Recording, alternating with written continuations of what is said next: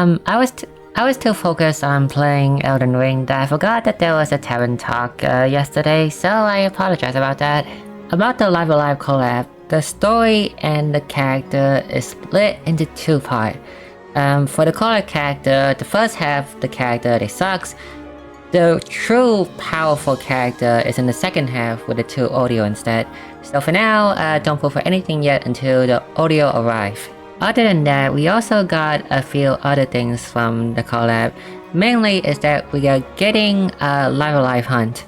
The hunt is not time limited, so it will stay permanently with the Bravely collab. And it will also use the same ticket that Bravely used.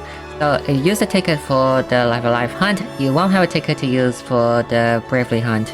Live Alive hunt gives you a fragment to exchange for a few stuff.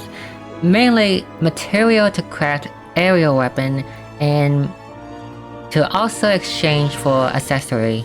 Most of the accessory is either niche or they're just not that good at all. There are at least 3 I can think of that is decently good though. There's an accessory that grants you 50 magic and also 10% magic up. And it's a passive magic up, so you need this for your mage attacker, then this also boosts out the damage. The other 2 accessories are for inflicting resistance down on break.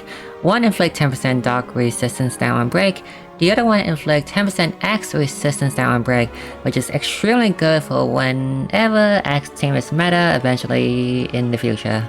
And also, a second time since the Bravely collab, we also got a new set of weapon for this collab.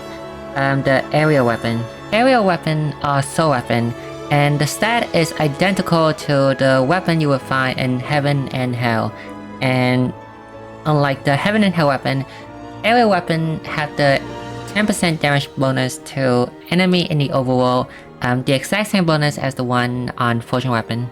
Aerial sword is extremely good for characters like Sazantos and Erica because the stat is almost identical to the Fortune weapon.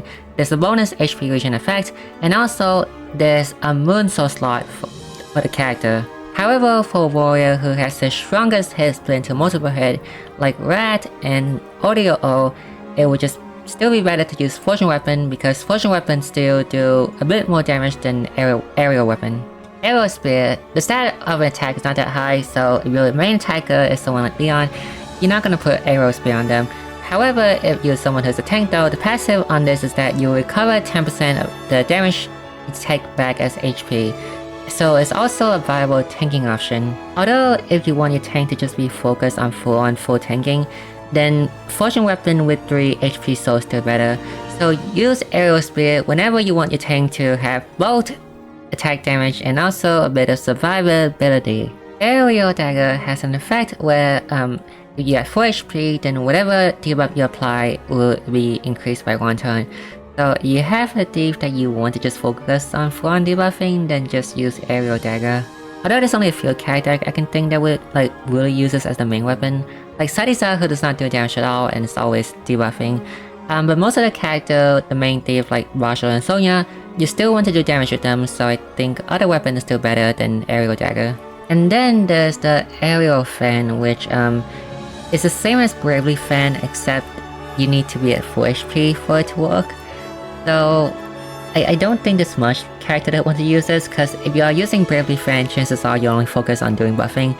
And if that's the case, then it's just better to just use Bravely Fan. Actually, now that I think about it, is that like any dancer that want this over Bravely Fan? Because if you're a DPS dancer, you would use Fortune weapon, and if you are a buffing dancer, then Bravely is just better. This Heaven Hat weapon isn't as good, I guess. And that's it for the Live Alive collab. We also got a free Orsted, but like 9S and Orsted, they both sucks. But the true collab will start 2 weeks from now though, so wait for that, okay?